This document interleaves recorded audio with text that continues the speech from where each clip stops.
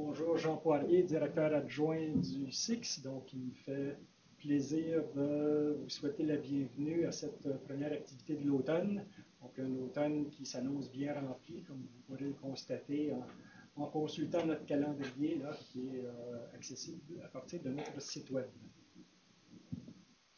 J'ai perdu quelqu'un? Non, non, c'est bon. OK, parfait. Donc, fidèle à notre habitude de fonctionnement en réseau, l'activité d'aujourd'hui se déroule en visioconférence et il nous fait plaisir de saluer nos participants de Québec, de Sherbrooke, qui sont joints à nous aujourd'hui. Donc, comme première activité de l'automne, on a un sujet qui est hautement prioritaire au Canada, donc les conditions de vie et de bien-être des populations autochtones, l'identification des problèmes et la formulation de politiques bien ciblées pour aider à les surmonter pose bien entendu la question de données fiables sur lesquelles s'appuyer. Donc, aujourd'hui, on a le grand plaisir d'accueillir Marie-France Germain, qui vient nous entretenir des données autochtones à Statistique Canada. Merci. Merci, M. Poirier. Oui, ça me fait plaisir d'aujourd'hui de faire cette présentation devant vous. J'ai fait une présentation semblable partout au Canada, mais aujourd'hui, c'est en français, ma langue maternelle, donc c'est plus intéressant. Bonjour aux gens de Québec. Québec, Laval, c'est mon alma mater. J'ai fait mon cours en statistique au pavillon Vachon à l'Université Laval. Je travaille à Statistique Canada depuis de nombreuses années. Premièrement, comme méthodologiste d'enquête, donc on est des gens qui concevaient des enquêtes. Et j'ai travaillé dans différents domaines et depuis 3 ans avec le programme de statistique autochtone qui relève de la division de la statistique sociale et autochtone de Statistique Canada. Le programme est établi au moins depuis 1991, qui est notre première enquête, mais de façon plus élargie, je dirais, depuis une dizaine d'années. On a plusieurs sources de données autochtones à Statistique Canada. Je vais juste vous donner un aperçu de ma présentation qui va être divisée en 3 parties. Oui, c'est ça. Je ne suis pas habituée, je m'excuse, il faut que j'utilise ceci. Donc, les sources de données autochtones, on a plusieurs sources. La deuxième, on va faire une pause après cette première partie. La deuxième partie, on traitera différents thèmes qu'on a regardés au point de vue des analyses et des tendances avec les données plus récentes. Et la troisième partie, qui va être un peu plus courte, on traitera de l'accès aux données pour vous, entre autres, dans les universités. Ici, à cet assis, c'était pour mentionner que l'enquête auprès des peuples autochtones, c'est une enquête qui est financée par plusieurs ministères fédéraux. Affaires indiennes et du Nord, évidemment, qui est un des principaux intéressés, mais également Patrimoine canadien, qui s'intéresse beaucoup aux langues autochtones, la Société canadienne d'hypothèques et logements, qui s'intéresse aux conditions de logement, Santé Canada, la santé est un sujet chaud, évidemment, chez les Autochtones, et Développement des ressources humaines et compétences Canada. Juste un petit mot sur Statistique Canada. Nous fonctionnons en vertu de la loi sur la statistique, qui est une loi fédérale. Et de par cette loi, on est tenu de recueillir, compiler, analyser, dépouiller et publier des renseignements statistiques dans tous les domaines de la vie personnelle, en fait, presque tous les domaines, personnels et économiques au Canada. Donc, des activités commerciales, industrielles, financières, sociales, économiques et générales de la population. Très important de mentionner que notre organisme fonctionne sans lien de dépendance avec le système politique. Les gouvernements vont et viennent. Statistique Canada est une agence qui ne bouge pas. Notre statisticien en chef n'est pas nommé. Ce n'est pas une nomination politique. Statistique Canada est également un ministère qui ne donne pas de financement et qui n'élabore pas des politiques. Nous produisons et analysons les données qui vont servir à l'élaboration de programmes ou de politiques dans le domaine des Autochtones. Le principal principe opérationnel de Statistique Canada, c'est de par la loi de la statistique, nous devons protéger la confidentialité de nos répondants. tous les renseignements personnels qu'ils nous donnent, que ce soit des entreprises, que ce soit des individus. On le fait de plusieurs façons. Évidemment, quand on les contacte, on connaît leur nom, leurs adresses, leur numéro de téléphone, mais aussitôt qu'on recueille l'information, toutes ces informations personnelles sont complètement enlevées des fichiers et on ne travaille qu'avec les données. Même encore, cependant, dans les cas où un individu aurait des caractéristiques très particulières, il pourrait y avoir un bris de confidentialité. Mais on utilise des méthodes statistiques pour protéger la confidentialité. On va introduire du bruit aléatoire. On va quand même préserver les distributions qui vont faire que les analyses peuvent être quand même adéquates. Mais c'est vraiment notre principe numéro 1. Si on ne peut pas assurer ça, bien, on perd la confiance de nos répondants et on n'est plus en affaires. Donc, on ne diffuse pas de données qui identifieraient les individus. La plupart du temps, du domaine public, on donne des données agrégées. Par contre, on produit également des fichiers de microdonnées, mais qui sont passés au crible pour s'assurer qu'on ne révèle pas on ne brise pas la confidentialité. La production des statistiques sur les Autochtones. Il y a plusieurs défis. Premièrement, qu'est-ce qu'un Autochtone? Qu'est-ce qu'un Indien? Qu'est-ce qu'un Métis? Qu'est-ce qu'un Inuit? Comment on identifie les Autochtones? C'est un défi. Il existe plusieurs définitions, plusieurs concepts qu'on peut utiliser. Les populations autochtones, la population autochtone nationale est peu nombreuse, moins de 4% au niveau national. Dans des provinces comme le Québec, par exemple, le pourcentage est encore plus petit, dans les Maritimes, par exemple. Les populations sont très diversifiées et également très mobiles, donc plus difficiles à rejoindre. Malheureusement, il y a beaucoup de nos enquêtes régulières qui n'incluent pas les collectivités, les communautés des Premières Nations. Ça demande, souvent, ce sont pour des raisons opérationnelles parce qu'elles sont éloignées, ça coûte plus cher, ça demande des façons de faire des enquêtes différentes, mais également parce qu'il y a tout un processus politique, un protocole d'approche des Premières Nations qu'il nous faut suivre. On prend contact avec le chef et le conseil de bande parce qu'ils fonctionnent souvent en autonomie gouvernementale. Donc, on les traite un peu comme un gouvernement. Et on doit donc on a des protocoles à suivre qu'on essaie de respecter. Plusieurs de ces enquêtes-là, donc, ne peuvent pas se permettre de faire ces choses-là. Cependant, on a des enquêtes ciblées particulièrement pour les Autochtones dans lesquelles on va suivre ces protocoles-là. Oui, on va aller dans les collectivités. Donc, le premier défi, pour expliquer un petit peu plus en détail, entre autres, au recensement, on peut identifier les Autochtones grâce à 4 variables, 4 questions.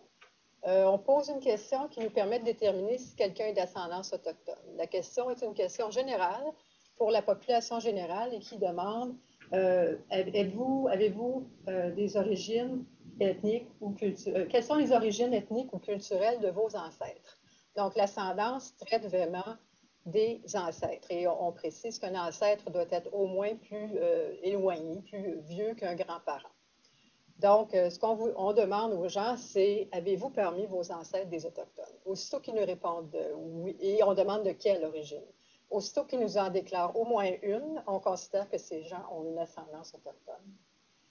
Le deuxième concept qu'on utilise, en fait, qui est le concept qui est utilisé plus fréquemment par nos utilisateurs, c'est le concept d'identité autochtone. Au recensement, la question se dit comme suit. Êtes-vous un autochtone? En 2006, on disait un Indien d'Amérique du Nord, mais ça va changer en 2011 et on va utiliser le terme Première Nation. Donc, êtes-vous un Indien d'Amérique du Nord, un Métis ou un Inuit? Le principe d'identité, c'est une perception personnelle. Est-ce que la personne s'identifie comme un autochtone? Est-ce elle considère qu'elle vit comme un autochtone?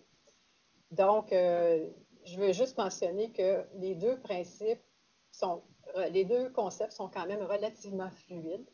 Dans les concepts d'identité et d'ascendance un peu moins, mais l'identité peut être assez fluide. Il existe une bonne proportion de mobilité ethnique, principalement des gens qui ne se déclaraient pas autochtones autrefois et qui maintenant s'identifient. Nous, on ne vérifie pas leurs réponses dans le sens qu'on ne va pas vérifier s'ils sont sur une liste d'Indiens inscrits ou s'ils sont, si c'est des Inuits, s'ils sont bénéficiaires d'une entente de revendication territoriale. On prend les réponses de nos répondants comme étant ce qu'ils nous donnent, la vérité. On a une troisième question qui demande, les deux dernières questions ont plus trait aux Premières Nations. Donc, on demande aux gens est-ce qu'ils sont membres d'une bande indienne ou Première Nation et on demande de préciser laquelle. Et enfin, on a une question sur est-ce qu'ils sont des Indiens inscrits ou des Indiens détraités en vertu de la loi sur les Indiens. Vous pourriez me poser qu'est-ce que je devrais utiliser comme concept. Je n'ai pas de bonne réponse à vous donner. Il n'y a pas de façon unique de regarder les populations autochtones. Ça dépend beaucoup de vos besoins. Différentes organisations utilisent différents concepts. Le Ralliement national des Métis est très intéressé à l'ascendance autochtone, par exemple. Les autres organismes, la plupart de nos utilisateurs, comme je le disais, choisissent d'utiliser l'identité autochtone. Et en raison de ça, au dernier recensement, on a fait la plupart de nos analyses en se servant du concept d'identité autochtone. Si vous voulez aller plus regarder les programmes qui sont offerts, il n'y a pas tant de programmes à part pour les Premières Nations. Donc, vous pouvez, par exemple, utiliser plus les questions sur membres d'une Première Nation ou bien Indiens inscrits. Il y a peu de programmes encore pour les Métis, mais il y en a un petit peu plus pour les Inuits, par contre. Donc, c'est comme je dis, ça dépend beaucoup des besoins des utilisateurs et on peut également combiner les réponses aux questions et faire des tableaux croisés. Entre autres, si je voudrais savoir quel est le nombre d'Indiens non inscrits, je peux combiner la réponse à l'identité. Je peux prendre les gens qui ont déclaré qu'ils étaient Première Nation et les gens qui ont dit, de ces gens-là, regarder ceux qui ont dit non à la question d'Indiens inscrits et j'aurais comme ça un compte des Indiens non inscrits. Donc, le nombre d'Autochtones, ce tableau illustre que le nombre de populations autochtones, ça dépend beaucoup du concept utilisé. Si on utilise le concept d'identité, c'est le chiffre qui est ici. Attendez, je choisis une couleur. Voilà. On arrive au recensement de 2006 à environ 1 200 000 personnes ont déclaré être un autochtone, Première Nation, Métis ou Inuit. Si on regarde l'ascendance, on parle des ancêtres. Des gens qui ont des ancêtres, on s'attend à ce que ce chiffre soit supérieur, mais il est de l'ordre d'à peu près 1 700 000. Par contre, si on utilise les questions sur le membre d'une Première Nation, ou bien Indiens inscrits, ou encore les personnes qui ont déclaré, qui ont dit une identité Première Nation, on tombe à peu près dans des chiffres qui sont de l'ordre de 600 000 à 700 000. Donc, le premier, c'est le nombre de personnes qui sont Indiens inscrits. Le 620 000, le nombre de personnes qui sont membres d'une bande indienne. Et environ 700 000, c'est le nombre qui ont déclaré s'identifier comme une Première Nation. Et comme je vous le disais, le dernier chiffre ici, c'est lorsque l'on combine la réponse Première Nation à la question d'identité avec le nom à la question d'inscription. Donc, on se retrouve avec 133 000 personnes qui se considèrent comme Indiens non inscrits. Ce n'est pas une question directe, donc c'est une résultante de la combinaison de deux questions. Probablement que c'est une sous-estimation, en fait. Les principales sources de données autochtones sont le recensement. On a 2 enquêtes qui sont ciblées particulièrement pour les Autochtones. L'enquête auprès des peuples autochtones, et ça fait plus d'un recensement qu'elle a lieu. Et ensuite, l'enquête sur les enfants autochtones, qui était une première en 2006. Nous avons également des enquêtes sur la population canadienne, dans son ensemble, qui ne sont pas ciblées pour les Autochtones, qui possèdent une question d'identité autochtone, mais pour lesquelles on ne fait pas d'échantillonnage ou de suréchantillonnage pour les Autochtones. Ils tombent dans l'échantillon, finalement, un petit peu. Et en plus, ces 3 enquêtes-là ne vont pas dans les communautés des Premières Nations, sur réserve, et ne vont pas dans le Nord, pas toutes dans le Nord. Donc, l'enquête sur la population active, c'est l'enquête qui nous donne le taux de chômage, le taux d'emploi de façon mensuelle au Canada. Ils ont ajouté dans toutes les provinces une question d'identité autochtone depuis janvier 2007. Donc, on obtient maintenant des estimations annuelles de la main-d'œuvre et du travail chez les Autochtones. Il y a un peu d'éducation grâce à ça. On a l'enquête dans la santé dans les collectivités canadiennes qui ont également maintenant ajouté une question autochtone, mais qui ne vont pas sur réserve. C'est encore hors réserve. Et on a l'enquête sociale générale qui aborde différents thèmes sociaux, l'éducation, la santé, la sécurité. Ils ont, ce qui est intéressant pour les Autochtones, c'est qu'ils ont un volet, un thème qui est victimisation et violence familiale, et à partir duquel il y a eu une étude, entre autres, sur la violence familiale pour les femmes autochtones. Enfin, une autre source de données qui n'est pas une enquête ou un recensement, on compile également des données administratives qui sont recueillies par les juridictions provinciales, des données sur la santé, des données sur l'éducation, la justice, et qui sont comme compilées et pour lesquelles on peut produire quelques statistiques au niveau national. Et enfin, la division de la démographie fait des estimations et projections de la population générale. Et pour la première fois, en 2004, a fait des estimations, des projections de la population autochtone qui couvrent la période 2001 à 2017. Je vais essayer de passer rapidement. Je ne sais pas à quel point les gens connaissent les détails concernant les recensements. Donc, le recensement, c'est un compte de tous les Canadiens, toutes les personnes, tous les ménages, familles, c'est-à-dire logements, qui est mené seulement tous les 5 ans. Le dernier a eu lieu en 2006 et depuis 2006, on prépare celui de 2011. La collecte d'informations se fait sur les conditions démographiques, sociales et économiques de la population. Il existe 2 questionnaires, un questionnaire en milieu urbain, qui n'est pas dans le nord et pas sur les réserves, un questionnaire court qui comprend 8 questions, plus quelques questions sur le logement, et qui ne comprend pas des questions d'identification autochtone, aucune des 4. Et nous avons aussi le questionnaire long, qui est un questionnaire, si vous l'avez eu, vous vous en rappelez sûrement, 53 questions plus la section sur le logement, qui doit prendre au moins 1 heure à remplir si vous avez plusieurs personnes dans votre famille. Et ce questionnaire-là est donné en milieu urbain et en milieu rural à un ménage sur 5. Donc, le fardeau de réponse, c'est de 1 sur 5. Un échantillon de 1 sur 5, c'est quand même un très gros échantillon. Il faut dire que cet échantillon nous donne quand même 10 millions de ménages au Canada. Un petit peu moins de 10 millions de ménages au Canada.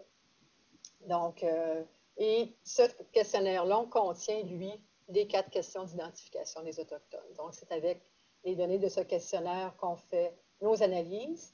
Ce questionnaire long est distribué à tout le monde dans le Nord et pas distribué, je m'excuse, mais ça se fait par intervieweur dans le Nord et dans les collectivités des Premières Nations, les communautés. Et le recensement, c'est une source de données détaillées. Son gros avantage, c'est qu'on peut aller à des secteurs géographiques aussi petits qu'une ville, un quartier ou même une communauté autochtone. Donc, le recensement, je disais, son point fort dans le questionnaire long, c'est qu'il nous permet d'identifier les Autochtones de plusieurs façons. Il peut nous donner des données au niveau des communautés. Il permet une surveillance à long terme des changements. Entre autres, la mesure des écarts, souvent entre la population autochtone et non autochtone, on est capable de voir si les écarts augmentent ou diminuent en servant, dans certains domaines, en servant des données du recensement. Il nous permet une comparaison avec la population non autochtone et il va nous donner des données plus détaillées sur l'emploi, sur l'éducation et sur le revenu. Les limites, il est disponible tous les 5 ans seulement. Donc, si vous me demandez des données de 2009, je vous dis que j'en ai pas. Les dernières données que j'ai datent de 2006. Il y a un nombre quand même limité de questions.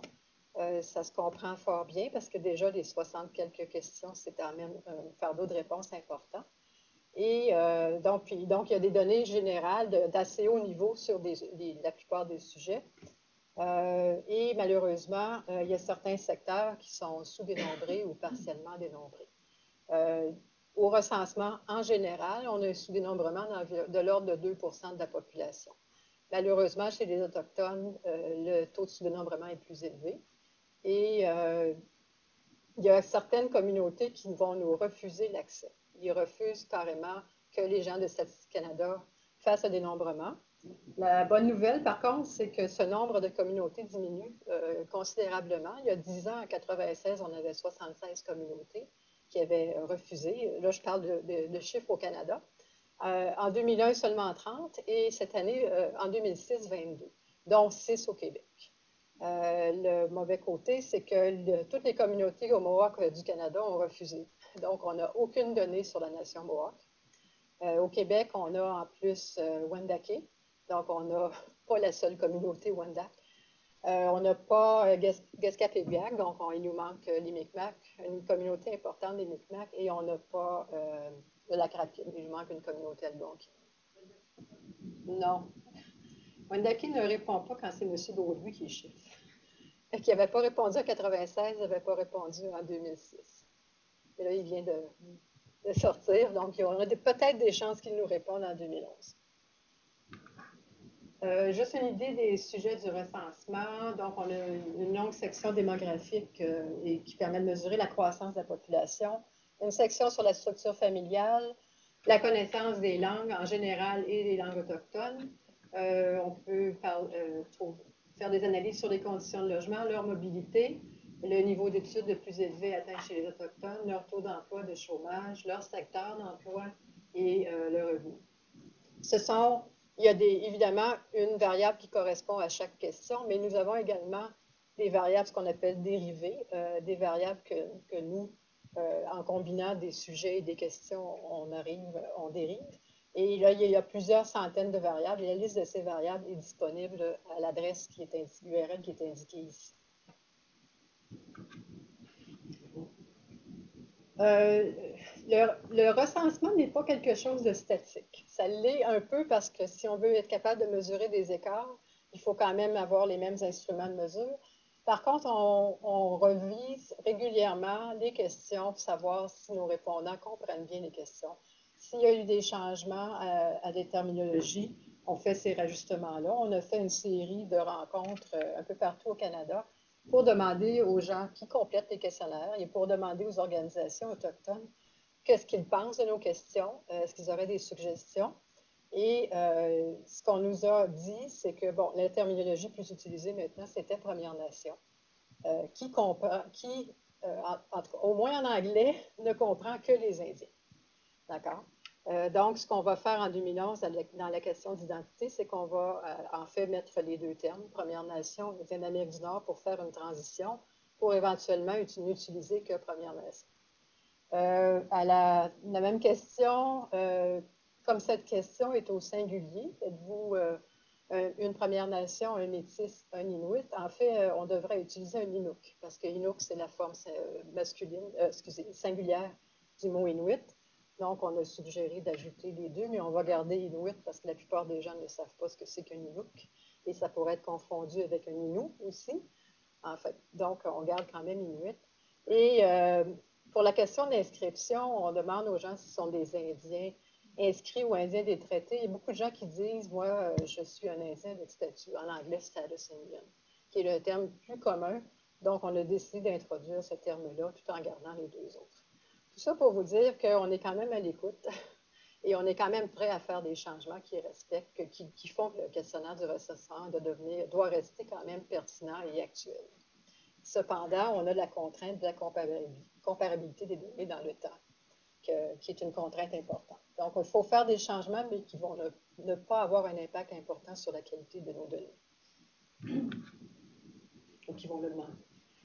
Dans les deux enquêtes post-censitaires que l'on fait sur les Autochtones, donc je disais, il y a l'enquête auprès des peuples autochtones qui a été menée en 1991, en 2001 et en 2006, et l'enquête sur les enfants autochtones, seulement pour la première fois en 2006. Ces enquêtes nous permettent de s'appuient sur le recensement, qui est notre base de sondage. On va voir les gens qui nous ont répondu qu'ils étaient soit d'ascendance, soit d'identité autochtone. Et on va leur poser des questions plus approfondies dans toutes sortes de sujets. Certains pour approfondir ce qu'on a déjà eu au recensement, d'autres sujets qui ne sont pas du tout abordés au recensement, comme la santé. Il y a elles contiennent, ces enquêtes-là, les 4 questions d'identification. Donc, vous pouvez utiliser le concept que vous voulez lorsque vous regardez les données.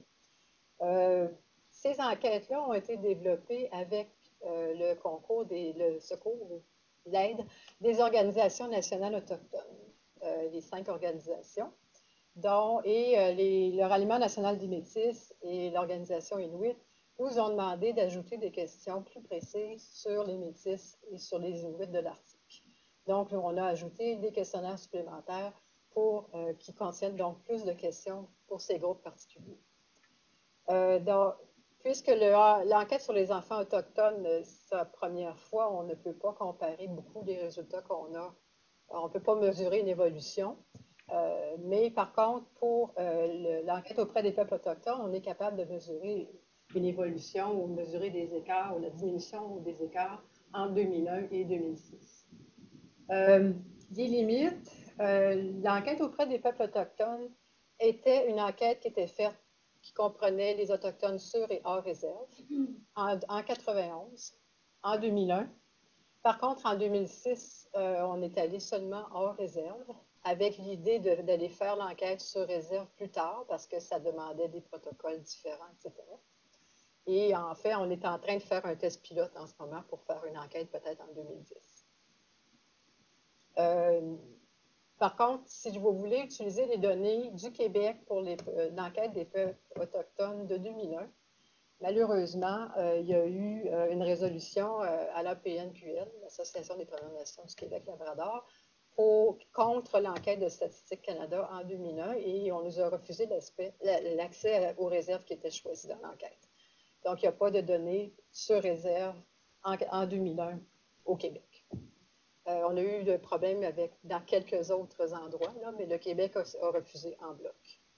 Donc, encore une fois, la meilleure comparaison qu'on peut faire, c'est pour les Autochtones hors réserve pour entre 2006 et 2001. Comme les questions ne sont pas nécessairement les mêmes que d'autres enquêtes pour l'ensemble de la population, on n'est pas capable de comparer toutes les données avec le reste de la population autochtone. Par contre, du point de vue de la santé, il y a beaucoup de nos questions de santé qui proviennent de l'enquête sur la santé dans les collectivités. Et là, on est capable de faire des comparaisons. Donc, c'est vraiment ça va au niveau de la question. Quelquefois, c'est possible, d'autres fois, non. Juste un petit peu plus de contexte concernant ces 2 enquêtes. Il y a des choses que j'ai déjà dites. L'enquête sur les enfants autochtones, son sujet principal était le développement de la petite enfance. Donc, on s'occupe principalement de développement et bien-être pour les enfants de moins de 6 ans. L'enquête auprès des peuples autochtones, ce sont plus les conditions socio-économiques, mais on a quand même 2 groupes. On a les enfants de 6 à 14 ans et on a les adultes 15 ans et plus. Encore une fois, je veux souligner qu'on est en partenariat, on les a développés en partenariat avec les organisations autochtones. On a essayé de faire de la collecte en engageant des Autochtones pour nous aider à la collecte. Et l'autre chose que je voudrais vous souligner, c'est qu'on avait quand même un excellent taux de réponse à 81%, beaucoup plus que ce qu'on observe dans le secteur privé, entre autres. Donc, les données tirées de ces 2 enquêtes-là, on peut produire des données au niveau national, au niveau provincial et territorial, ainsi que pour chacune des 4 régions inuites. On peut produire des données par groupe autochtone, soit pour l'ascendance ou l'identité, ou bien encore produire des données exclusivement pour les Indiens inscrits. On peut les produire par sexe et groupe d'âge sélectionné. Ce que je veux dire, c'est que l'échantillon a été fait de manière à s'assurer d'être capable de produire des données à ces niveaux-là. Et également, pour chaque province, pour la partie urbaine et les parties rurales. Par contre, les tailles, si j'ai oublié de juste souligner à l'acétate précédente, que l'enquête sur les enfants autochtones, c'était 18 000 enfants au niveau canadien. C'est quand même relativement petit. Je ne me rappelle plus du chiffre pour le Québec en particulier. Là. Et l'enquête pour les peuples autochtones, on parle de 60 000 personnes, un petit peu plus grosse. Donc, oui? Est-ce que les échantillons sont assez justement gros pour pouvoir avoir des données par village autochtone? Nos collègues de chez nous pourraient peut-être se parler. voulais seulement savoir si les échantillons permettaient d'avoir des données par village. La réponse est oui et non.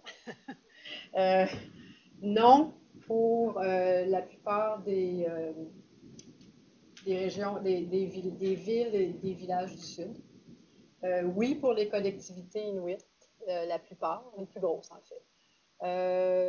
Oui pour certaines RMA, les régions métropolitaines de recensement, pour l'enquête auprès des peuples autochtones, mais pas pour l'enquête auprès des enfants autochtones. En fait, on a une liste sur le site web des endroits où on est capable d'avoir des données au niveau des communautés.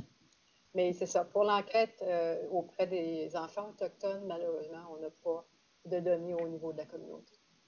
Et est-ce que les deux échantillons sont liés, les jeunes enfants? Est-ce qu'ils sont les enfants des adultes? En fait, je dirais qu'ils sont probablement non liés, justement pour ne pas augmenter le fardeau de réponse.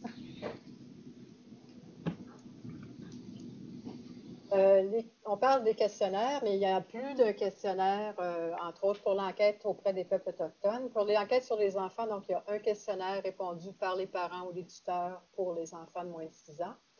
L'enquête auprès des peuples autochtones, il y a un questionnaire, encore une fois, répondu par le parent ou le tuteur pour les enfants et les jeunes de 6 à 14 ans. Pour les adultes, il y a le questionnaire de base, qui, quand je dis répondu, c'était soit fait au téléphone, soit fait en personne, selon la région. C'était pas complété c'était pas un questionnaire papier, c'était pas complété par le répondant. Et en plus, comme je l'avais mentionné, on a des questionnaires supplémentaires pour les métis et les gens de l'Arctique. Les acétates suivants, vous allez voir, il y a j'ai plusieurs acétates qui parlent du contenu. Je n'ai pas l'intention de tout dire. Je voulais juste vous mentionner chacune des sections.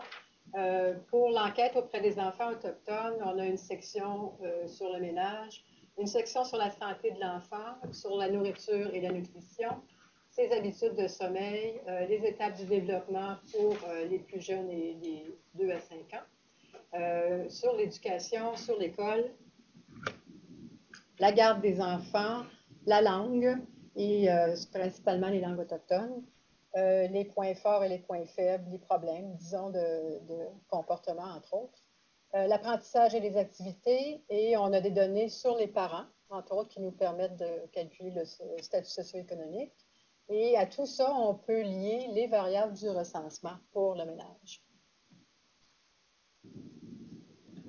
Dans l'enquête pour les peuples autochtones, pour les jeunes, les enfants et les jeunes, on a une section sur l'état de santé général, dont le poids à la naissance, l'allaitement, etc. Une section sur les activités de la vie quotidienne, les problèmes de santé, les blessures, les soins dentaires, la nutrition, la scolarité, les activités et relations sociales, la langue, principalement autochtone, et encore une fois, des renseignements sur la famille et toutes les variables du recensement sont disponibles. Donc, une multitude de variables. Pour les adultes, on a des renseignements plus élaborés sur la scolarité. Aussi, ce que j'aime dire, oui, on a des renseignements sur la scolarité au recensement, mais on va plus en détail avec les enquêtes. On leur demande, entre autres, s'ils ont arrêté les études secondaires ou postsecondaires, pourquoi, comment leurs études postsecondaires ont été financées. Il y a même des questions sur la fréquentation d'un pensionnat fédéral, les fameuses écoles résidentielles.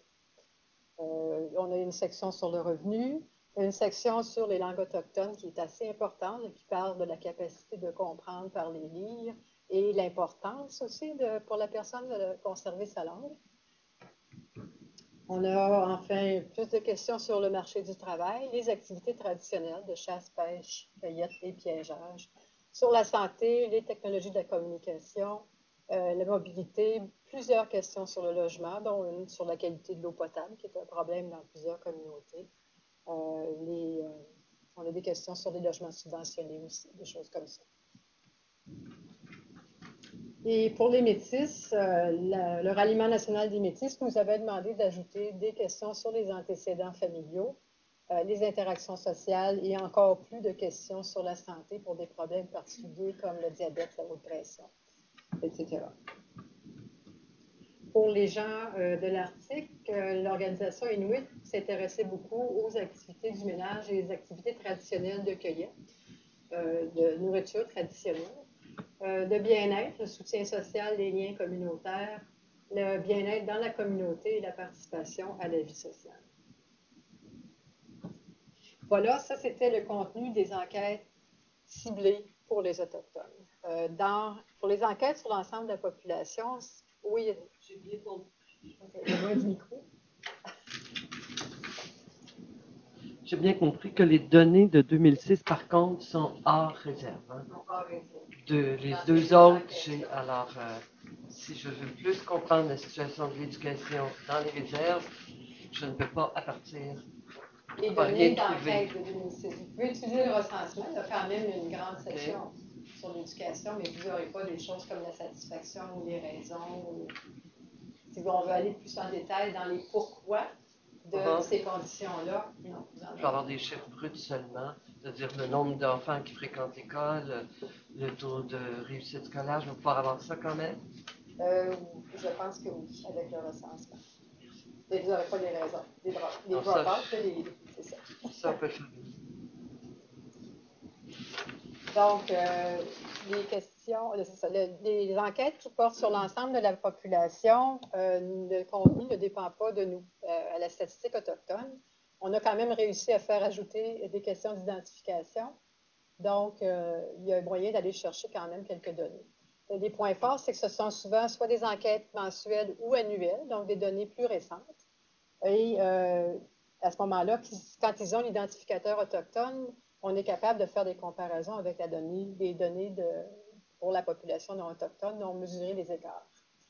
Les limites, malheureusement, elles n'avaient pas toutes autrefois recours aux mêmes identificateurs, donc la comparaison d'une enquête à l'autre était difficile, mais depuis quelques années, on a une initiative de standardisation de nos questions et maintenant, elles ont toutes la même question d'identité autochtone. Les données sont limitées par groupe autochtone. Comme je l'ai mentionné, l'échantillon n'est pas ciblé pour les Autochtones, donc la taille de l'échantillon autochtone, c'est ce qu'on a par un peu le hasard de l'allocation. Et donc, ce n'est pas toujours possible d'avoir pour des groupes séparés pour des petites régions géographiques. Elles ne sont pas, encore une fois, je l'ai expliqué, elles ne sont pas menées dans les réserves ou le sont rarement dans le Nord. Maintenant, je pense que l'enquête sur la population active, donc les taux de travail, les conditions d'éducation, de chômage, sont faites dans le Nord, mais pas dans les réserves. Et aller plus bas que le niveau provincial pour les données autochtones avec ces enquêtes-là, c'est très difficile.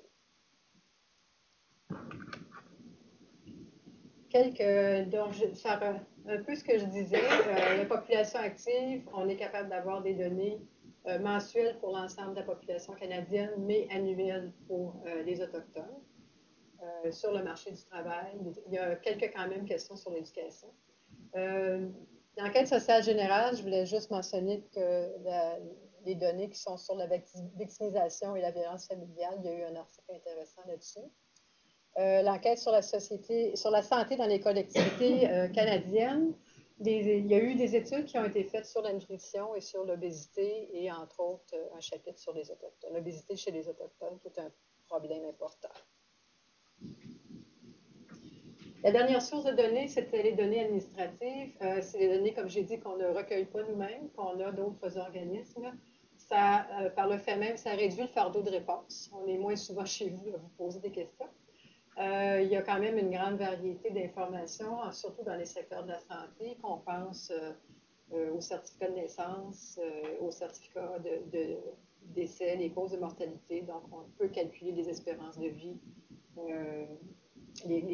les raisons de mortalité, et dans le domaine de l'éducation et de la justice.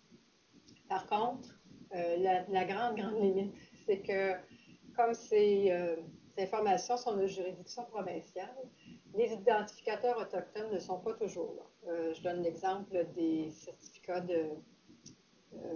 des statistiques de l'État civil, les certificats de naissance. Il y a très peu de provinces qui posent une question d'identification autochtone sur le certificat de naissance. Le Québec en est une qui ne le pose pas, la question.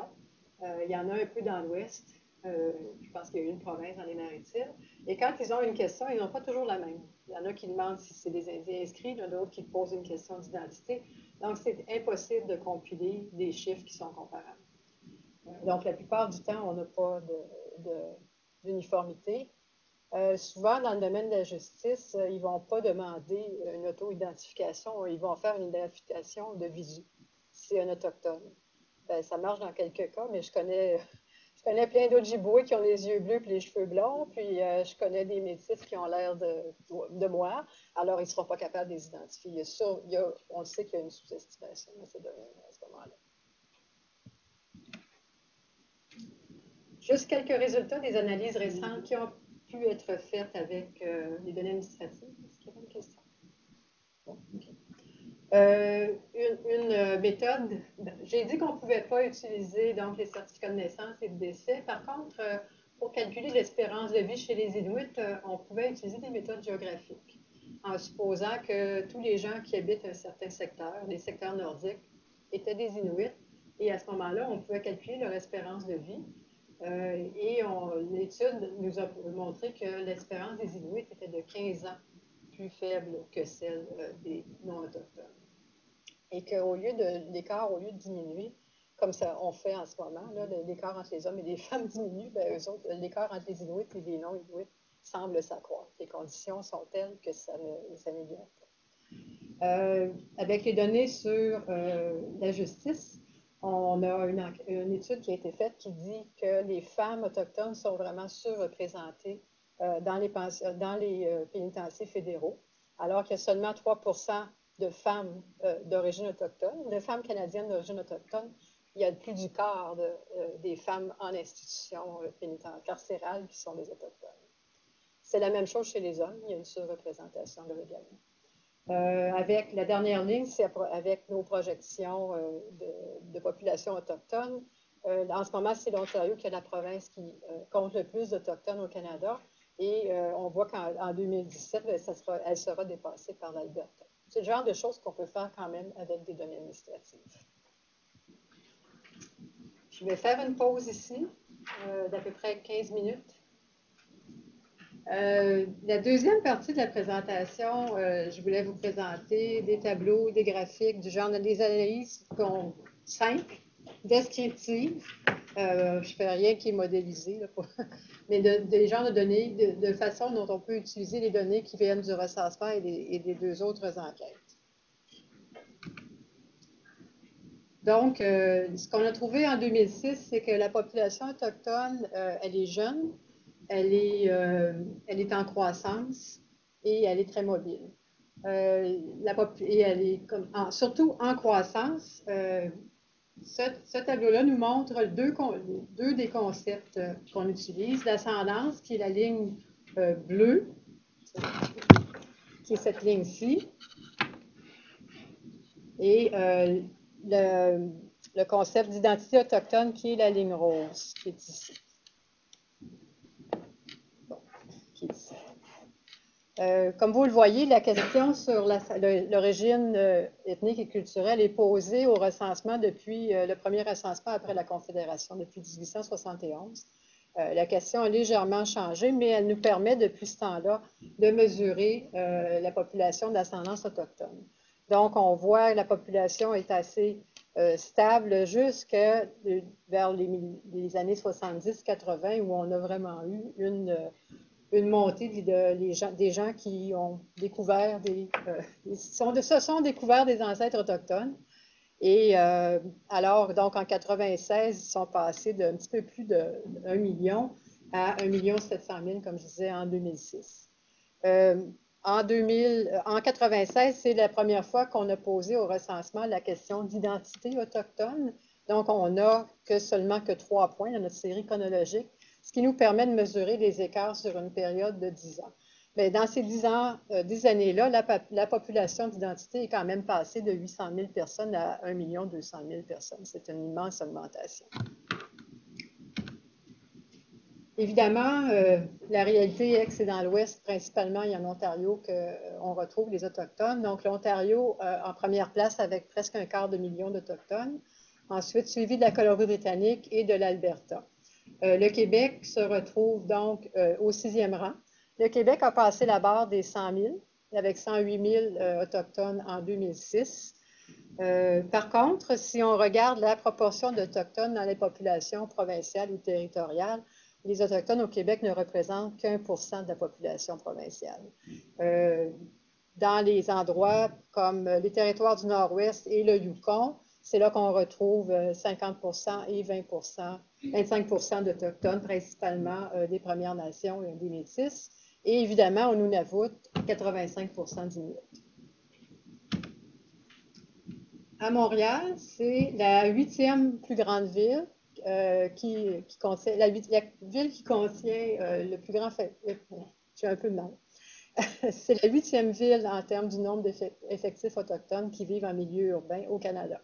On s'y attend la ville où on retrouve le plus d'Autochtones en proportion et en nombre est Winnipeg, suivi d'Edmonton, Vancouver, Calgary, Toronto, et donc Montréal au 3e rang, après Ottawa, au 8e rang, après Ottawa-Gatineau. En termes de proportion dans la population montréalaise, et là je parle de la région métropolitaine de recensement de Montréal, qui s'étend sur la rive sud, qui monte jusqu'à Saint-Jérôme sur la rive nord, qui contient des réserves, mais qui ont toutes refusé au recensement. On a à peu près 5,5%, même pas 1% de la population de cette région-là qui est autochtone, qui s'est identifiée comme autochtone, alors que dans une ville comme Winnipeg, ben, avec 10%, c'est 1 personne sur 10 qui est un autochtone. Maintenant, je parlais d'Autochtones en général. J'ai quelques acétates pour chacun des groupes. Le groupe des Premières Nations, ils forment la partie la plus... Ils sont plus nombreux dans les 2 territoires, le territoire du Nord-Ouest et le Yukon. Ils sont, en termes de proportion, en termes de nombre, ils sont plus nombreux, donc en Ontario, avec presque 160 000 Premières Nations. Colombie-Britannique, Manitoba, Alberta, bon, c'est l'Ouest toujours. Mais le Québec arrive ici au 6e rang avec un peu plus de 65 000 autochtones, Premières Nations, mais encore une fois, qui ne représentent que 1% de la population des Premières Nations. Il y a évidemment des provinces et des territoires où cette proportion Premières Nations est beaucoup plus grande. Au territoire du Nord-Ouest, 3 sur 10. Au Yukon, 2 sur 10. Et en Saskatchewan, 1 sur 10. 1 personne sur 10. Chez les Métis, encore une fois, on s'attend à ce que les Métis se retrouvent en plus grand nombre dans l'Ouest et en Ontario. Donc, l'Alberta est la province qui compte le plus de personnes qui se sont déclarées métisses, suivi de l'Ontario, Manitoba, Colombie-Britannique. Le Québec, encore une fois, arrive au 6e rang. C'est quand même un peu surprenant, avec presque 28 000 personnes qui se sont déclarées métisses au dernier recensement. Évidemment, quand on parle de métis, on peut toujours se poser la question, qu'est-ce qu'un métis? Et il n'y a pas de définition juridique d'un métis.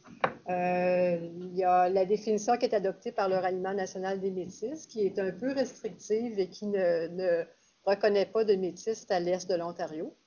Et on a maintenant aussi une espèce de test métis qui a été fait dans le jugement Pauley, qui n'est pas nécessairement facile à appliquer. Nous, au recensement, comme je l'ai dit, c'est de l'autodéclaration. Si quelqu'un nous dit qu'il est métis, on n'a aucun moyen d'aller vérifier si c'est un métis inscrit dans les associations métis ou quoi. Donc, on prend vraiment ce qu'il nous donne. Ce qu'on a essayé de faire avec le recensement de 2011, c'est d'être capable de rendre notre question assez claire pour être capable de séparer pour empêcher que les Indiens non inscrits, souvent ils sont inscrits parce qu'ils sont d'ascendance mixte, pour empêcher qu'ils s'identifient comme métis. Et on va dire par exemple, les Premières Nations comprennent les Indiens inscrits et non inscrits. On peut s'identifier comme Indien, puis on peut être inscrit ou non inscrit. Donc, on voulait séparer vraiment les gens qui sont des métis, des gens qui sont des Indiens non inscrits, qui sont d'ascendance mixte. Mais encore une fois, ça dépend beaucoup de la compréhension des répondants de ces termes-là. Et on ne donne pas de définition au recensement de ce qu'est un Indien, de ce qu'est un Inuit ou de ce qu'est un métis. Donc, au Québec, 5 de la population métisse se retrouve au Québec. Et chez les Inuits, plus de 3/4 des Inuits vivent dans l'Inuit Nunat. Et on m'a dit ce matin que le terme avait changé, que ça avait été rebaptisé le Nunavut. Non, c'est pas ça, non? Nunangat? Quelque chose, Nunangat. Donc, les termes évoluent à StatsCan et même en dehors de StatsCan. L'Inuit Nunat, ça veut dire la terre inuit, alors que le Nunangat, ça veut dire la terre, la glace et l'eau. Donc, c'est plus compréhensible, c'est plus global. L'Inuit Nunat, c'est les 4 régions de revendication territoriale inuit. On connaît évidemment le Nunavut, qui est devenu le 3e territoire, qui possède la population inuit la plus importante, presque 25 000 personnes. Le Nunavik, avec presque 10 000 personnes, il arrive en 2e, 20 la région Inuvialuit des territoires du Nord-Ouest, avec un peu plus de 3 000 personnes et 6 de la population inuit. Et le Nunatiavut, qui sont quelques villages le long de la côte du Labrador, avec 2160 personnes, 4 de la population inuit. Les Inuits au Canada, c'est à peu près 50 000 personnes, telles que dénombrées au recensement de 2006. Donc, 78 d'entre eux vivent dans ces 4 territoires-là. 22 d'entre eux vivent dans le sud, avec environ 15 qui vivent dans les secteurs urbains, principalement. Bien, il y a Montréal, il y a Ottawa, il y a Edmonton, puis Winnipeg. Et le 7 qui reste, c'est dans les secteurs plus ruraux du Canada. Donc, une population en croissance dans les derniers 10 ans, surtout quand on compare à la population non autochtone. Si on regarde les barres à gauche complètement, qui sont pour la population non autochtone, au Canada, la croissance de la population dans 10 ans a été de 8 au Québec seulement 5 Et alors que la population d'identité autochtone, elle, a cru au Canada de 45 et au Québec de 53 Et encore une fois, si on divise par chacun des 3 groupes, on obtient des taux de croissance qui sont différents. Alors que la population des Premières Nations a augmenté seulement de 30 au Canada, 47 au Québec, la grosse croissance s'est produite chez les Métis. Ils ont presque doublé au Canada. Les gens qui s'identifient Métis sont presque de l'ordre de 400 000 personnes maintenant. Et il y a eu au Québec une augmentation de 80 à ce moment-là. Chez les Inuits, c'est là où on observe les augmentations les plus faibles, au Québec et au Canada, parmi les 3 groupes. Comme si vous avez fait un peu de démographie, on sait que ce n'est pas dû seulement à des facteurs démographiques, ce n'est pas seulement de l'accroissement naturel et de la mobilité. Le taux de fécondité, oui, est plus élevé que la population non autochtone, mais ne permet pas des augmentations aussi fortes comme ça sur une période de 10 ans. Donc, ce sont des facteurs non démographiques, la mobilité ethnique, et cette mobilité ethnique a ses causes souvent dans les changements politiques, dans les cas qui sont passés en cours, entre autres le jugement Pauley, qui a donné des droits aux Métis et qui, tout d'un coup, a fait doubler la population métisse en 10 ans. Alors, je ne dis pas que c'est la seule source de l'augmentation, mais c'était quand même une source importante. La population est jeune, telle que nous prouve cette pyramide d'âge. La pyramide elle-même, c'est la population autochtone, donc les courbes ont quand même la forme d'une pyramide avec une base plus large que le haut.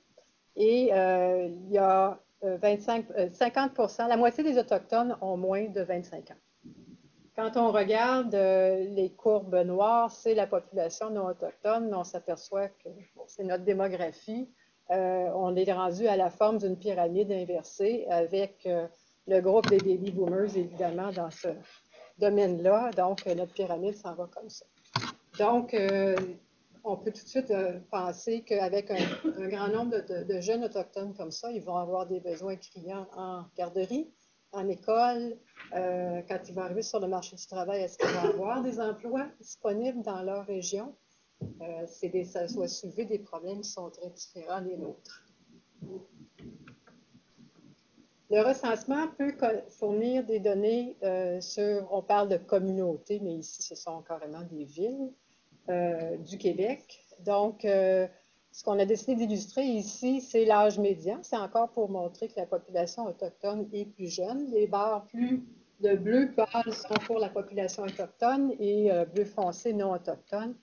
On s'aperçoit les régions où il y a plus éloigné et où il y a des réserves, bien voilà, il y a des bonnes différences dans l'âge médian chez les Autochtones et les non-autochtones. Autour de à Val-d'Or, 22 ans. Moitié de la population autochtone a moins de 22 ans, tandis que c'est la moitié de la population non autochtone a moins de 41 ans. Donc, les Autochtones sont beaucoup, beaucoup plus jeunes. OK, Val-d'Or, ça comprend le Picogan. La grande communauté de Val-d'Or comprend la réserve de Picogan. Et les jeunes sur réserve, la population sur réserve est plus jeune. Même chose à la Tuque. Ici, on a les deux communautés Atikamekw, Obidjiwan et Wimotachie, excusez. Et cette île, ça comprend Ouachak-Manolia. Quand on tombe en milieu carrément plus urbain, à Saguenay et à Montréal, on voit que la différence n'est pas aussi élevée. Et je veux juste mentionner qu'au Québec, les différences sont moindres. Les écarts sont moindres que dans les autres provinces. Quand on tombe dans l'Ouest, les Premières Nations, l'âge médian est de 22-23 ans.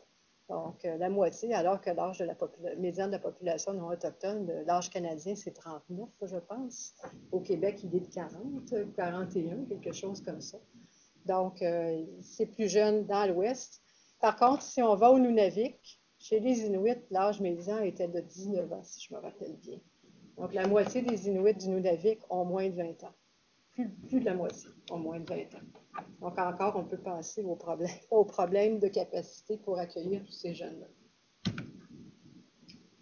Des données sur la famille, la communauté, la langue et la culture. Les données que je vous ai présentées jusqu'à maintenant provenaient principalement du recensement. Celles-ci proviennent en grande partie des deux enquêtes sur les Autochtones. Celle-ci, de l'enquête sur les enfants autochtones, nous montre que les enfants des Premières Nations grandissent dans des familles nombreuses puis qu'ils ont des parents extrêmement jeunes.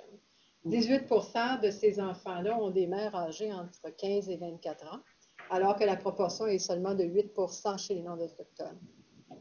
Beaucoup plus de familles monoparentales, d'habitude avec une mère. Des proportions donc de 28% chez les Premières Nations par rapport à 13%, plus du double chez les non-autochtones.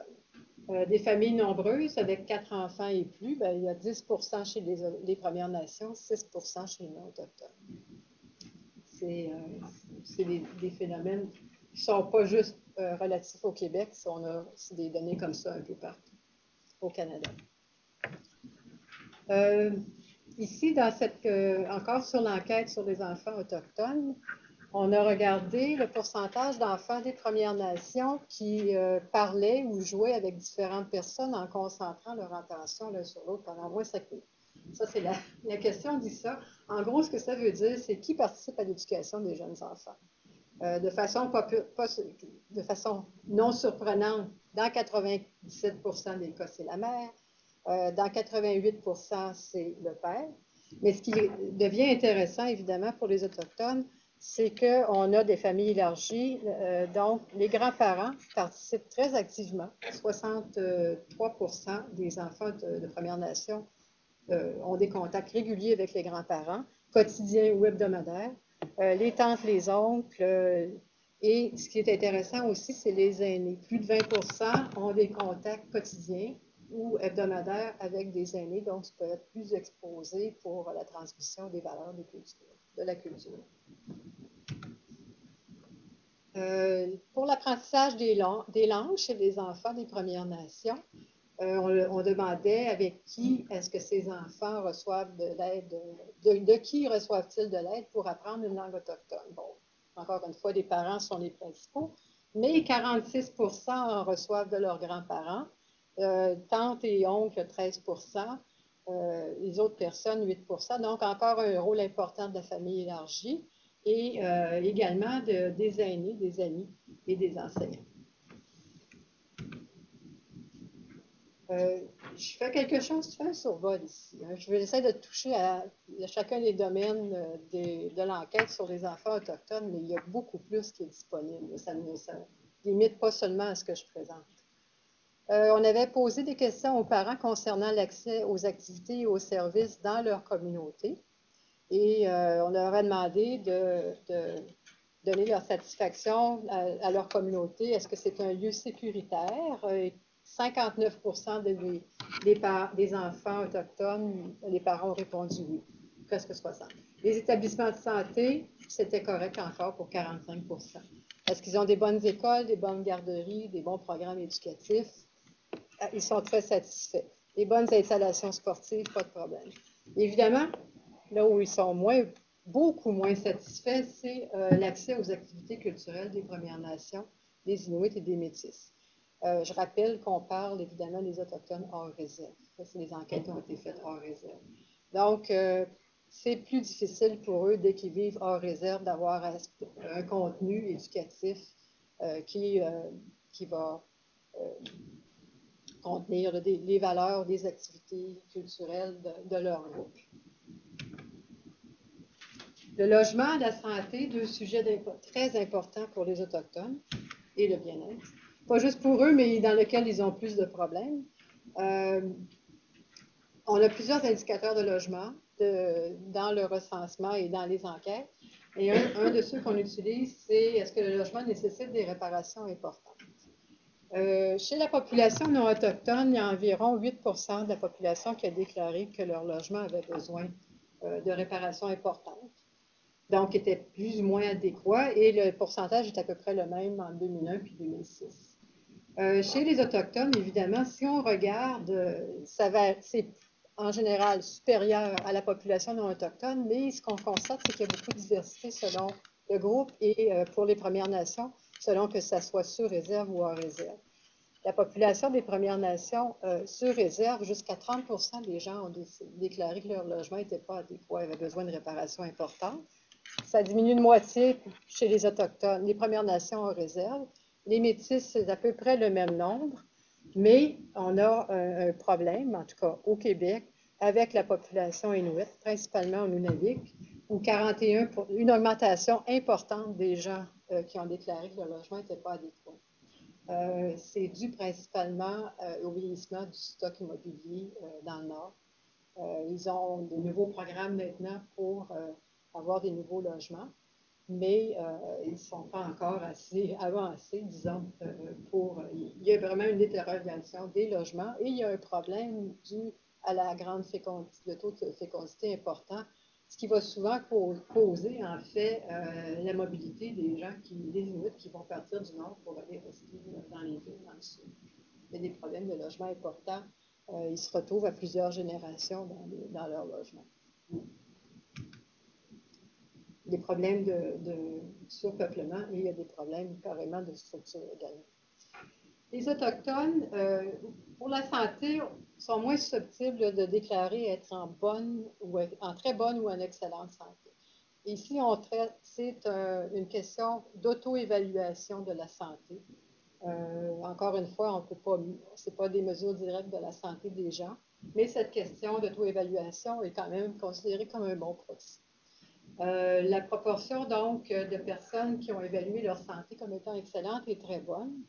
Dans la population en général, elle est de l'ordre de 65 et a légèrement baissé. En fait, chez à peu près tous les groupes, ça a baissé entre 2001 et 2006. Mais elle est quand même moins élevée chez les Premières Nations, les Métis et les Inuits que dans la population générale. Les Métis, quant à eux, sont plus susceptibles de souffrir de certains problèmes de santé chronique que la population canadienne en général, principalement d'arthrite, où ils ont plus d'un cinquième d'entre eux ont déclaré souffrir d'arthrite ou de rhumatisme, comparé à 13% chez les non-autochtones. L'hypertension artérielle, l'asthme, il y a également un bon écart, et même pour les taux de diabète.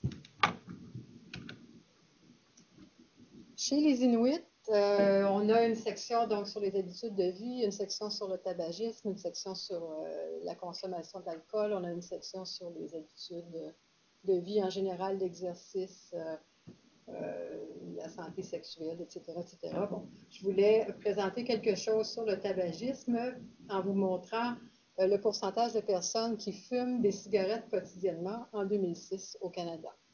Les barres bleues pâles sont les Inuits. Et on voit donc qu'il y a une énorme différence entre la population Inuit et la population générale. Presque 6 Inuits sur 10, 58%, fument quotidiennement des cigarettes, comparativement à 17% chez les non-autochtones. Et le phénomène est encore plus élevé là, pour les 25-34 ans et 35-44. Il diminue un petit peu avec l'âge. Au Québec, au Nunavik, c'est encore plus élevé que ça. C'est de l'ordre de 7 Inuits sur 10 qui fument régulièrement. Donc, c'est un problème sérieux là aussi. Quelques données sur l'éducation, la main-d'œuvre et le revenu. On sait qu'il y a des grandes différences pour l'éducation entre les populations autochtones et non autochtones. Pour les Autochtones, il y a des différences surtout dans les deux parties du spectre. Une plus grande proportion d'Autochtones qui ne possèdent pas d'études secondaires. Donc ici, c'est pour le Québec. Et si on regarde chez les non-autochtones, les hommes et les femmes, donc c'est de l'ordre de 13%, 16%, donc 1 sur 6 environ chez les hommes. Chez les Autochtones, évidemment, tous les chiffres les pourcentages sont beaucoup plus élevés, mais encore une fois, une illustration de la diversité, il faut faire attention dans les analyses de les faire par groupe et même par situation géographique. Première Nation sur réserve, on parle de presque une personne sur deux. Un homme sur deux. Hors réserve, ça diminue. Ils ont peut-être plus d'accessibilité. Métis, à peu près du même ordre que les Premières Nations. Et les Inuits, c'est vraiment le plus élevé. C'est supérieur à plus d'une personne sur deux. Comme je disais, ils ont également moins de chances d'avoir des diplômes universitaires à l'autre bout du spectre. Donc, si on regarde il y a seulement 8% d'Autochtones qui possèdent un diplôme universitaire et 22%, ce pourcentage-là est de 22% chez les non-autochtones. Par contre, ça ne veut pas dire que les Autochtones, il y a quand même la majorité des Autochtones qui possèdent un diplôme d'études postsecondaires. Mais on les retrouve surtout dans les écoles de métiers comme apprentis, ou bien encore avec un diplôme de niveau collégial ou d'enseignement non universitaire. Donc, ils sont plus nombreux dans les écoles de métiers et ça se rapproche aussi pour le collège. L'éducation, évidemment, a un lien direct avec l'emploi. Les Autochtones sont moins susceptibles d'avoir un emploi que la population en général. Et c'est illustré ici pour les différentes villes du Québec, les barres bleues pâles étant les Autochtones, donc les taux d'emploi sont toujours inférieurs chez les Autochtones que chez les non-Autochtones dans ces villes. Par contre, on sait que l'éducation, donc, est importante. Si on regarde ces mêmes statistiques-là, mais chez les gens qui possèdent un diplôme d'études postsecondaires, les écarts sont réduits. À Montréal, ils sont presque semblables. À Saguenay, ça se rapproche également. Les écarts restent plus importants à Val-d'Or, à Sept-Îles et à La Tuque. Mais quand même, les diplômes d'études postsecondaires leur permettent d'avoir un accès plus aux emplois en milieu urbain. Ça complète la partie de mon exposé. On peut arrêter ici, voir s'il y a des questions en général. La troisième partie, ça traitera des façons d'accéder aux données qu'on possède à Statscan. Dans les autres régions, je ne sais pas s'il y a des questions.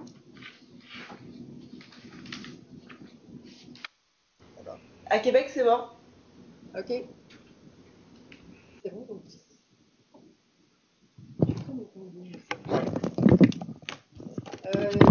Donc, les façons d'accéder aux données, au gouvernement, à Statistique Canada en particulier, mais au gouvernement général aussi, au gouvernement du Canada en général, la tendance a été de mettre le plus d'informations possible disponibles par Internet et gratuitement. Donc, on a énormément de données sur notre site Web. Cindy vous a distribué, je crois, c'est ça, un document qui s'intitule « Comment trouver de l'information autochtone sur le site Web ». Je pense que pour les gens là, qui n'ont pas eu une copie à Laval puis à Sherbrooke, on va pouvoir vous en envoyer une copie par courriel, une version électronique par courriel.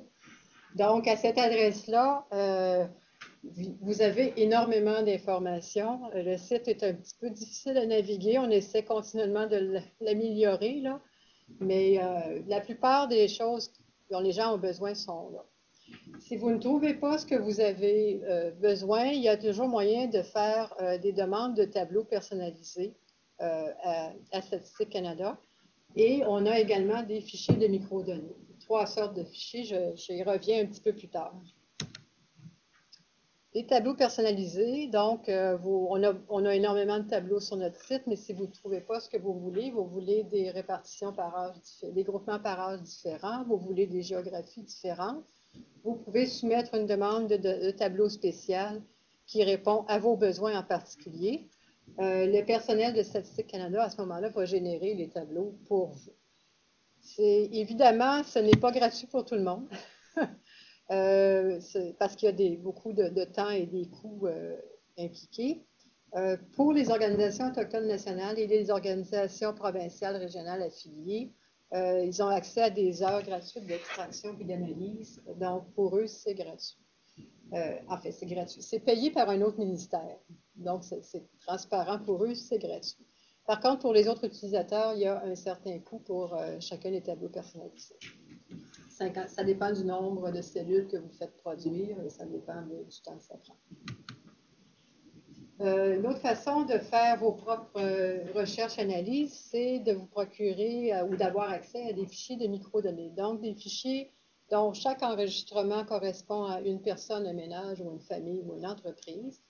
On a enlevé les identificateurs et, comme je dis, on a fait attention qu'on ne puisse pas identifier de gens, on a faire un bris de confidentialité. L'avantage de ces fichiers-là, c'est qu'on a des guides d'utilisation et qu'ils vous permettent de faire vos propres analyses. Vous décidez de vos variables, de vos catégories, de votre géographie.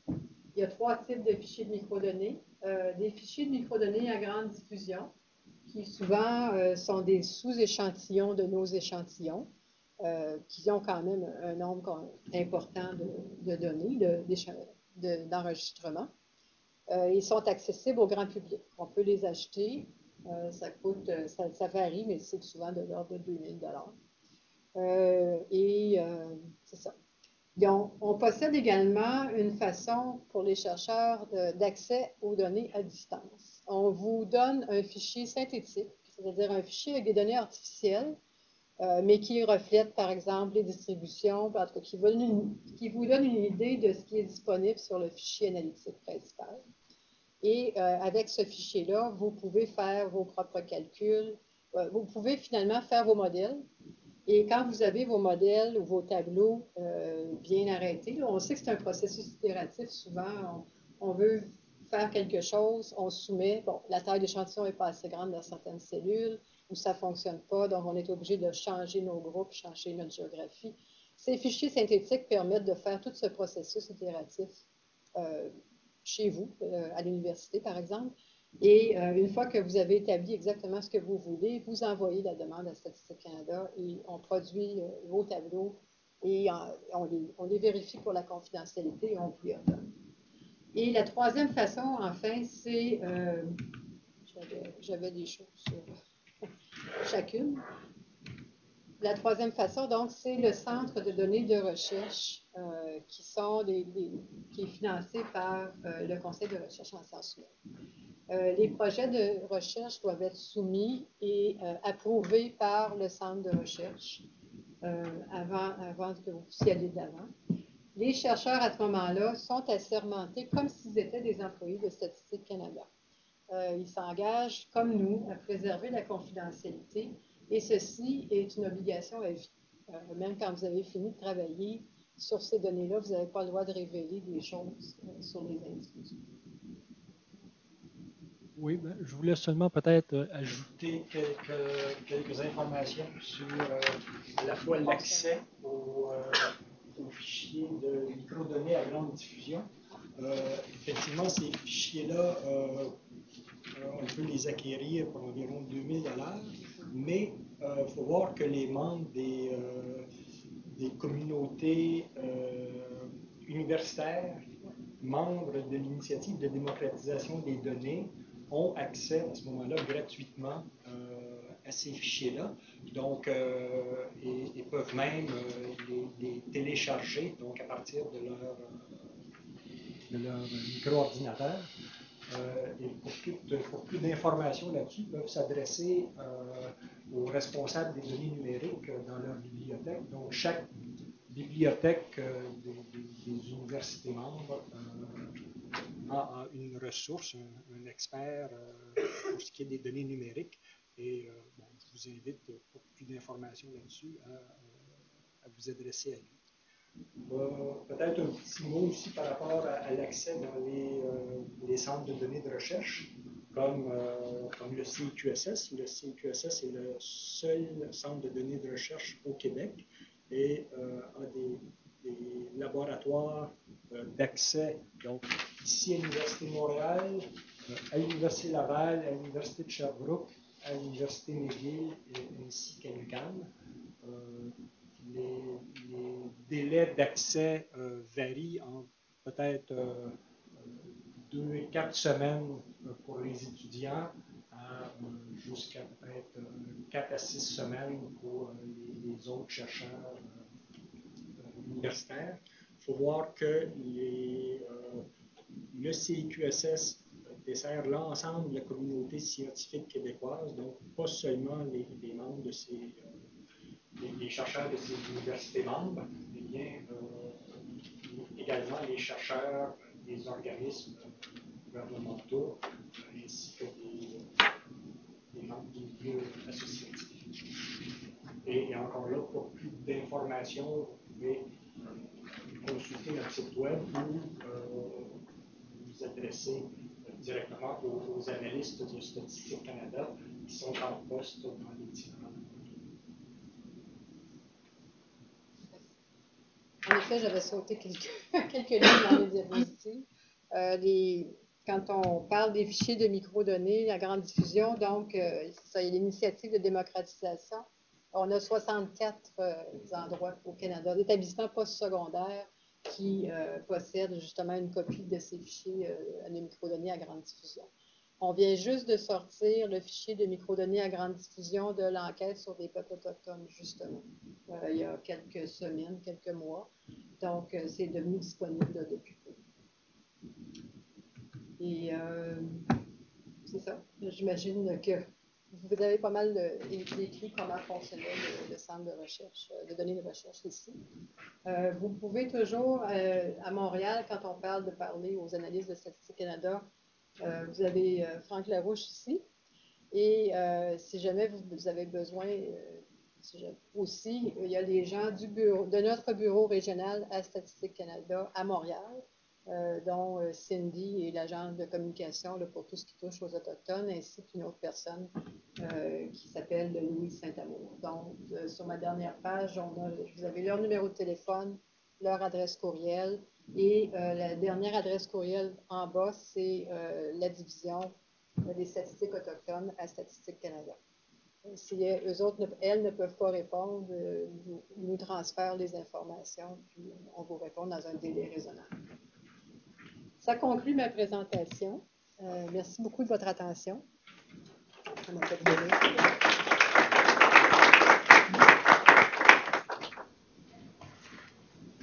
Il me reste à remercier Mme Germain pour cet exposé fort instructif.